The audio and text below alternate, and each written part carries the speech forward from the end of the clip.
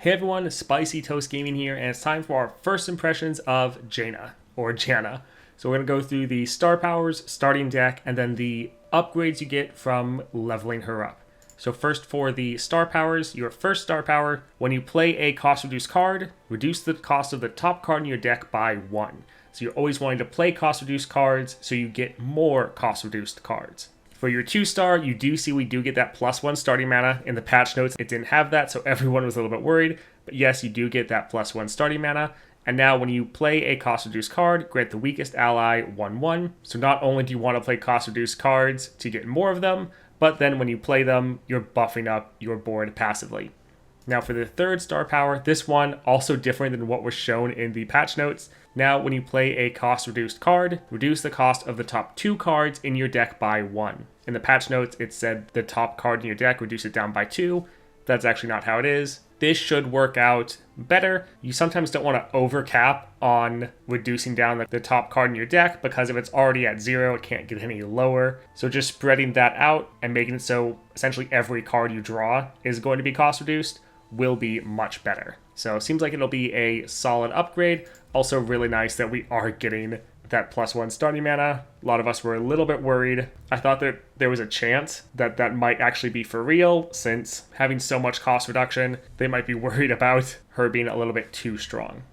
Alright, let's take a look at the starting deck. So first we have the Forged Chief. 1 cost, 2/1 with strike, refill 1 spell mana. Having a little bit more mana to play with, not too bad. Next we have Ballistic Bot, so that's a bit interesting. So 2 cost, 1/3, round start, create a Ignition in hand, and it has Augment. So when you play a created card, this goes up in power by 1. That Ignition, 1 cost slow, deal 1 to the enemy nexus. Bit of a interesting addition. I guess this will be good because I think some of the effects that she has is when you play a lot of cards in a certain round, or up to 3 cards in a round. So having a card that generates more cards for you to play, I guess could be good.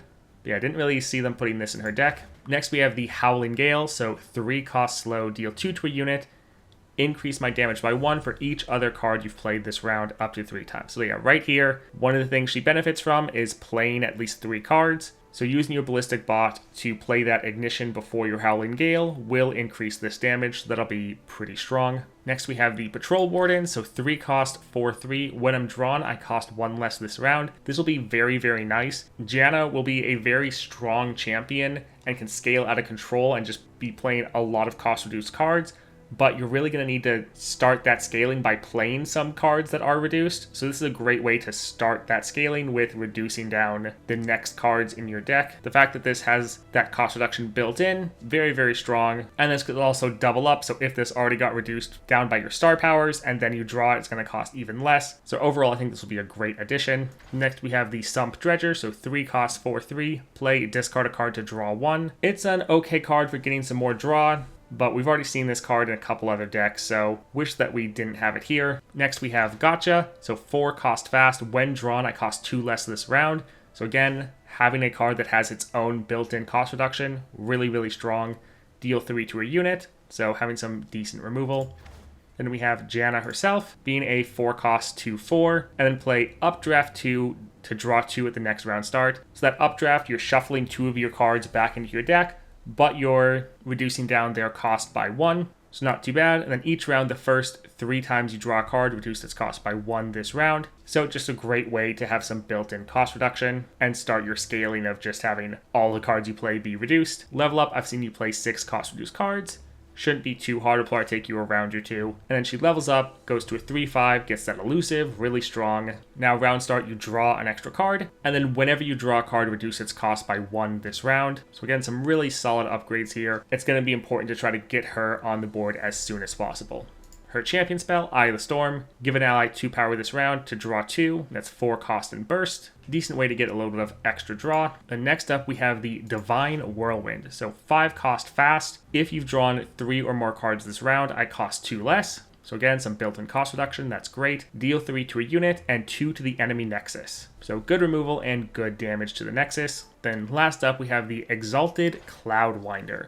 So 5 cost, 3/2 with quick attack. If you've drawn 3 or more cards this round, I cost 2 less. So again, built-in cost reduction, great to see it. And then when I'm summoned, draw 2 at the next round start. So a really solid unit right there. Overall, the deck is interesting. They took it in a bit of a different direction than I was thinking, but some of the cards are really, really strong, such as the Patrol Wardens and Gotcha. Don't really like the Sump Dredger. She released with a really strong 2 cost that had some built-in cost reduction, so wish we saw that instead. Still seems like a solid deck. Let's take a look at the champion levels. So first up, Howlin' Gale gets Grifter's Deck. Shuffle 2 copies of me into your deck. They cost 1. That happens when you play the card.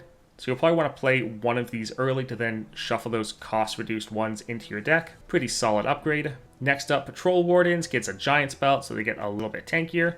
That's alright. Ballistic Bot gets a Chain Vest, so tough. That seems fine. It'll then be able to get some decent blocks in as it scales up because of that augment with those created cards. So it could be a decent upgrade. Gotcha gets Ardent Sensor, granting the top ally in your deck 3/3. Again, that just seems like a overall solid addition. Not anything too crazy, but will be nice to have. Next, the Sump Dredger gets that Studded Leather, so 1/1. Little bit of extra stats. Going to a 5/4 is pretty solid. Next, Forge Chief gets a Shadow Totem, so you're going to be summoning another unit. This will be great to play on your attack turn so that you both can get a strike in, refilling 1 spell mana. Pretty good upgrade. Next, Divine Whirlwind gets the Charging Sigil, so +1 damage.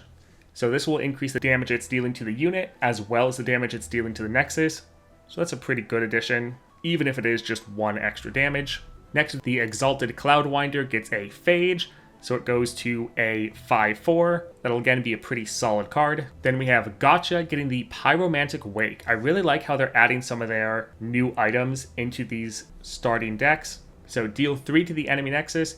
That is pretty good. So not only are you now dealing 3 damage to a unit, you're also damaging the enemy Nexus by 3. Really, it seems like she has a lot of damage for both enemy units as well as the enemy Nexus built into her kit. So that is pretty cool. Might want to actually consider getting a Luden's Tempest on her, which I didn't think you'd want to do. Then for the last upgrade, the Sump Dredger gets the Arcane Knowledge, so when it's summoned, draw a spell. And the spells you have in your deck are pretty good, so that's actually a pretty solid upgrade. Overall, none of the upgrades seem quite as crazy as some of the ones we saw with Volibear, but Janna does have some really strong powers. It'll probably be pretty crazy once you get her at 3 stars and you just start playing every single card as cost reduced. They did take a bit of a different direction with her deck than I was thinking, and there's one of the cards they left out that I was really looking forward to, but we still got about 3 of the cards that came with her support package, so not bad. She has a surprising amount of enemy Nexus damage built into her kit as well, which is really interesting. I look forward to testing her out, which will be in the next coming days. I'll be putting a video out on that, in addition to playing her against like Aurelion Sol and putting out a guide for her. So if you don't want to miss any of that content, definitely like and subscribe, and I hope you have a great day.